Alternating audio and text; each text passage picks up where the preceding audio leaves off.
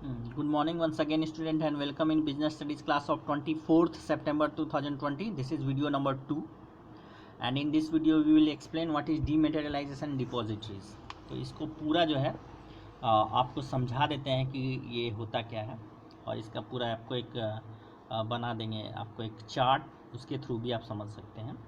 पूनम गांधी में बहुत अच्छा से दिया भी हुआ है, आसान भाषा में उसका फ़ोटो जो है आप देख सकते हैं उसमें, अगर आपके पास किताब है तो, और नहीं है तो मैं यहाँ पे आपको बना भी दूंगा। All trading in securities is not done through computer terminals since all systems are computerised. Buying and selling of securities are settled through an electronic book entry form. ये देखिए, electronic book entry form, this mainly done to eliminate problems like theft, fake, force transfer delays और paper work associated with share certificate और debentures held in physical form. यानी physical form में होने से बड़ा problem था। देखिए, उसको साइन करना पड़ता है, उसको चोरी होने का डर हो सकता है उसको फोर्जरी करके यानी धोखा से फेक बनाया जा सकता है, गलत बनाया जा सकता है। इस सब चीज़ों से बचने के लिए डीमेटेरियलाइज का सहारा लिया गया है। अब देखिए क्या है, this is a process where securities held by the investor. देखिए, this is a process where securities यानी कि शेयर और डिवेंचर के बारे में बोला है। Securities held by the investment यानी कि जो इन्वेस्टर ने हेल्ड यानी खुद लेकर रखा है in the physical form are cancelled and the investor is given an electronic entry or number so she or he can hold the electronic balance in an account. देखिए, पहले होता क्या था कि आपको वो जो है आपको पेपर के फॉर्म में मिलता था कि आपका इतना नंबर ऑफ शेयर्स है और इतना पैसा लगा। तो अब क्या है, उसको इलेक्ट्रॉनिक फॉर्म में चेंज कर दिया। जैसा मैंने आपको बताया कि मान लो एक शेयर का नाम 53 रुपीज़ और आप 7,000 रुपया का शेयर खरीदे हैं, तो 53 रुपीज़ डिवाइडेड बाई 7,000 कीजिएगा तो पॉइंट में आ जाएगा। तो पॉइंट में ही आपके अकाउंट में डिपॉजिट हो गया है वो। तो कितना आसान हो गया। लेकिन पहले अगर फिजिकल फॉर्म में रहता तो वो पॉइंट में नहीं हो सकता था। एक शेयर लीजिएगा, 2 शेयर लीजिएगा, 20 शेयर लीजिएगा, तो उतना मल्टीप्लाई करके जो अमाउंट आएगा वो आपको देना पड़ता है। लेकिन अभी कुछ नहीं है। अभी जैसे है कि आपको उस फॉर्म में, जैसे कि आप पेट्रोल पंप में जाते हैं तो आप 500 रुपये का पेट्रोल भरा लीजिए, तो 500 में वो क्या होता है, इलेक्ट्रॉनिक एंट्री हो जाता है। 500 रुपये ला के वो उसको लॉक कर देता है, और जैसे ही वो पॉइंट में जो है कैलकुलेट होता रहता है लीटर्स, और जैसे ही 500 रुपये तक पहुँचता है वो ऑटोमेटिक क्लोज हो जाता है। तो this process of holding securities is an electronic form is called डीमेटेरियलाइजेशन। इसी प्रोसेस को हम लोग डीमेटेरियलाइज कहते हैं। चलिए, ये हो गया डीमेटेरियलाइजेशन। Next I depository. डिपॉजिटरी क्या है इसको भी हम लोग आपको बता देते हैं। अभी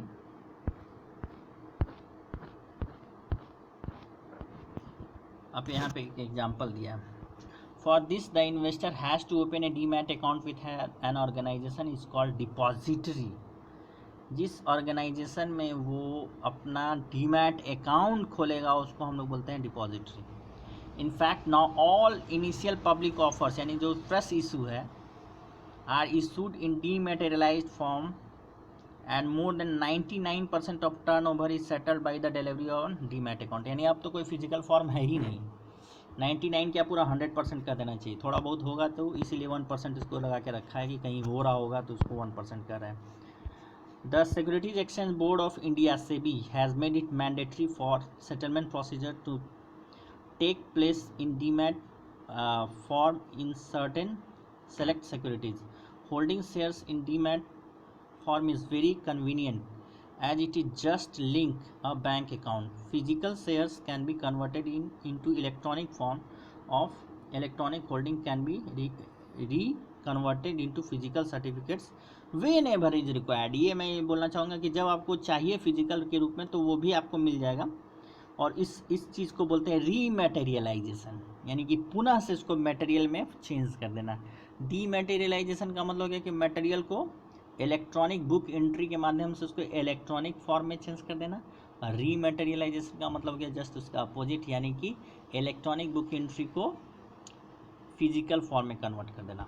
फिर है dematerialisation enable shares to transfer to the some other account just like cash and ensures settlement of all trades through a single account in shares. These demat account securities can given be pledged or hypothecated to get loans. there is no danger of loss, theft or forgery of share certificate. It is the broker's responsibility to credit the investors account with correct number of shares. यानी कि ये broker का काम है कि उसको सही number of जो मान लो 53.33 है तो वो सही कैलकुलेट करके वो आपके अकाउंट में जमा कर देगा। तो अब डीमैट सिस्टम का देखिए फंक्शन ये कैसे होता है, ये काम कैसे करता है। चलिए, a depository participant either bank, broker और फाइनेंशियल सर्विसेज कंपनी में भी आइडेंटिफाइड। ये जो मैंने आपको बताया कि डीपी कोई भी हो सकता है, एक आदमी भी हो सकता है, कोई फाइनेंशियल इंस्टीट्यूशन भी हो सकता है, और आज के डेट में सारा पब्लिक बैंक जो है वो डीपी का काम करता है। तो डिपॉजिटरी, जैसे कि मैं आपको बताता हूँ कि इंडिया में एक डिपॉजिटरी है, इसका नाम है CDSL, central depository services limited, जो कि आगे हमने पढ़ना है CDSL, और दूसरा नाम है NSDL, national securities depository limited. NSDL और CDSL दो ठो डिपॉजिटरी है इंडिया में। फिर से समझ लीजिए, उस डिपॉजिटरी का नाम है CDSL, central depository services limited, और दूसरा का नाम है NSDL, national securities depository limited. मेरा जो है खाता इसमें है CDSL में है, CDSL यानी कि सेंट्रल डिपॉजिटरी सर्विसेज लिमिटेड, उसमें मेरा है। अब उसके लिए पैन नंबर लगा होगा, बैंक अकाउंट, मोबाइल नंबर, और मेरा 18 साल का होना अनिवार्य है। जब तक ऐसा होगा नहीं तब तक मैं कोई भी ट्रेडिंग प्रोसीजर नहीं कर सकता हूँ। क्या क्या सुनिए, मेरा 18 साल का होना अनिवार्य है, पैन कार्ड होना चाहिए, बैंक अकाउंट होना चाहिए, एक मोबाइल नंबर होना चाहिए, बस ये हो गया हमारा। तो ये चीज़ डॉक्यूमेंट लग गया, फ़ोटोग्राफ भी होना चाहिए। अब आइए फिजिकल सर्टिफिकेट, वो D है, D मतलब डिपॉजिटरी, क्या नाम है CSDL और NSDL। अब D से जितना भी कनेक्टेड आदमी लोग होता है, जो शेयर ब्रोकर होता है, उसको बोलते हैं डिपॉजिटरी पार्टिसिपेंट। डिपॉजिटरी पार्टिसिपेंट क्या होता है, वो ब्रोकर का काम करता है। किसके बीच में वो ब्रोकर का काम करता है, सीधा बात है, वो काम करता है कंपनी और इन्वेस्टर के बीच में ब्रोकर का काम करता है, कंपनी और इन्वेस्टर के बीच में, ठीक है। उसके बाद the physical certificate is to be given to DP along with dematerialisation request. यानी फिजिकल सर्टिफिकेट को हम DP को देंगे कि हमारा जो है डीमेटेरियलाइज कर दो भाई, तो वो डीमेटेरियलाइज कर देगा। अब है if shares are applied in public offer, simple details of DP and demat account are to be. अगर आप IPO खरीद रहे हैं, इनिशियल पब्लिक ऑफरिंग खरीद रहे हैं, यानी कि फ्रेश इशू खरीदना, तो आपको DP का जिक्र देना पड़ेगा कि आपका कौन सा DP में कौन सा आपका DP है और कौन सा D। चलिए, if shares are to be sold through a broker then DP is to be instructed to debit the, same चीज़ है और कुछ है नहीं इसमें। अब देखिए, मैं इसका एक चार्ट बनाता हूँ, मैं देख रहा हूँ पहले इसमें चार्ट दिया हुआ है कि नहीं दिया हुआ, मैं आपको चार्ट बना के दिखाता हूँ। चलिए, यहाँ पे मैं आपको एक चार्ट बनाता हूँ। ये है D यानी डिपॉजिटरी। चलिए मैं इसको और अच्छे से बनाता हूँ। ये है, मान लो CSDL है, CSDL central securities deposit limited. इसके अंदर आ गया DP, ये DP का नाम दे दीजिए SBI cap, state bank of India capital limited, ये DP है। और मान लो कि इससे जुड़ा हुआ है अमित कुमार, यहाँ पे हम हैं अमित। अब अमित कुमार रिलायंस कंपनी है, मान लो रिलायंस कंपनी का शेयर खरीदना चाहता है, ये रिलायंस। तो रिलायंस कंपनी एक स्टॉक एक्सचेंज होगा, उसमें अपना नाम को लिस्टेड करा होगा, मान लो कि BSE बॉम्बे स्टॉक एक्सचेंज में अपना नाम को लिस्ट करा लिया रिलायंस कंपनी। हम गए अपने DP के पास जाएंगे, पहले हम डायरेक्ट CDS में नहीं जाएंगे, हम अपने DP के पास जाएंगे यानी SBI को बोलेंगे, क्योंकि मेरा ब्रोकर यही है। हम अपने ब्रोकर को बोलेंगे भाई मुझे बॉम्बे रिलायंस कंपनी का शेयर खरीदना है, रिलायंस इंडस्ट्रीज़ लिमिटेड का। तो बोलेगा ठीक है, आप अपने बैंक अकाउंट से DP में जितना भी पैसा का आप शेयर खरीदना चाहते हैं आप ट्रांसफ़र कर दीजिए। तो मैं मान लो कि 10,000 रुपये का शेयर खरीदना चाहता हूँ, तो मैं अपने बैंक अकाउंट से अपने डीमैट अकाउंट जो मेरा SBI कैप में खोला हुआ है, डीमैट अकाउंट में वो हम आप उसमें ट्रांसफ़र कर देंगे। डीमैट अकाउंट नहीं कर सकते हैं आप, डीमैट उसको नहीं करेंगे, हम SBI कैप को दे देंगे 10,000 रुपये की, लो मेरे ही अकाउंट में जा रहा हो पैसा, लेकिन वो जो है SBI कैप सिक्योरिटीज़ लिमिटेड के नाम से है, DP है जो, यानी कि हमारे अकाउंट से, बैंक अकाउंट से पैसा यहाँ चला गया, ट्रांसफ़र हो गया। ये मैंने किया है, हम अपने बैंक अकाउंट से चेक के माध्यम से ये पैसा इसको ट्रांसफ़र कर दिए। अब इसके पास 10,000 रुपये आ गया, अब इसको ये ऑर्डर भी मिला हुआ है कि वो रिलायंस कंपनी का शेयर खरीदे। इसका कनेक्ट बॉम्बे स्टॉक एक्सचेंज से, तो ये बॉम्बे स्टॉक एक्सचेंज का टर्मिनल इसके पास है, कंप्यूटर टर्मिनल से कनेक्ट है। ये सीधे बॉम्बे स्टॉक एक्सचेंज में लगाएगा, घुसेगा और देखेगा रिलायंस का कीमत का शेयर का जो भी कीमत है वो 10,000 का मान लो कि 233.37 इतना यूनिट हमारा जो है ख़रीद सकता है। तो वो मेरे को पूछेगा कि मैं फ़ाइनल कर दूं, तो मैं बोलूँगा यस फाइनल कर दो। मैसेज के थ्रू पूछेगा या फ़ोन करके पूछेगा, ब्रोकर मुझसे तुरंत पूछेगा तो बोलेगा फाइनल कर दो, तो वो तुरंत जो है 233.37 number of shares, unit of shares 10,000 रुपये का हमारा ख़रीद लेगा। अब ये 233.37 जो हमारा जो यूनिट आया वो हमारे CSDL मेरे ये जो CSDL है यहाँ पे आके डिपॉजिट होगा, क्योंकि इसका नाम ही है सेंट्रल सिक्योरिटीज़ डिपॉजिटरी लिमिटेड। तो वो शेयर जो है डीमैट फॉर्म में यहाँ पे आके, यही डीमैट अकाउंट है मेरा जो बना हुआ है मेरा अकाउंट इसमें CSDL के थ्रू, उसमें आके डिपॉजिट हो गया 233.37 वो CSDL में आके वो डिपॉजिट हो गया। तो इस तरह से मेरा सारा जो है शेयर खरीदा गया। अब क्या हुआ, मेरे अकाउंट से पैसा यहाँ चला गया, यहाँ से ये पैसा बॉम्बे स्टॉक एक्सचेंज में चला जाएगा। स्टॉक एक्सचेंज ने 233 का आपको क्या नोट, कॉन्ट्रैक्ट नोट दे दिया इसको, कॉन्ट्रैक्ट नोट के थ्रू तुरंत मेरा जो है CSDL में 233.37 मेरे अकाउंट डीमैट अकाउंट में वो क्रेडिट हो गया यानी जमा हो गया, और ये पैसा इसके मिल गया। और यहाँ से उसका जो बेचा है उसका CSDL और उसका DP, वो DP जो है उसको पैसा दे देगा, और उसका CSDL जो भी होगा वहाँ पे, जिसमें चाहे NSDL में हो चाहे CSDL में हो, वहाँ से उसका अकाउंट उतना डेबिट हो जाएगा। तो इस तरह से हमारा ये होता है। अब आइए, जो आपको था ये सिस्टम है, अब आपको यहाँ पे इस पेज में बता रहा है डिपॉजिटरी के बारे में। चलिए, अभी जो आपको बताया डिपॉजिटरी वही होता है। Just like a bank keeps money in safe custody for customers, यानी जिस तरह बैंक जो है कस्टमर का पैसा सेफ रखता है, ए डिपॉजिटरी जो होता है also like a bank keeps securities in electronic form on behalf of the investor, यानी इन्वेस्टर का सिक्योरिटी को, यानी वो फिजिकल फॉर्म में नहीं, वो इलेक्ट्रॉनिक फॉर्म में आपका सिक्योरिटी जो भी मैंने आपको बताया 233.37 जो भी था यूनिट हमारा CSDL में जाके जमा हो गया। तो वहाँ पे हमने एक अकाउंट खोला, कैन बी ओपन, वहाँ पे हमारा अकाउंट क्रेडिट हो जाता है।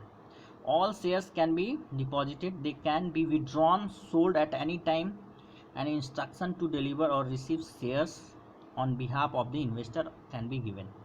It is a technology driven electronic storage system, यानी कि डिपॉजिटरी क्या होता है, एक स्टोरेज सिस्टम है जो कि टेक्नोलॉजी ड्रिवन है।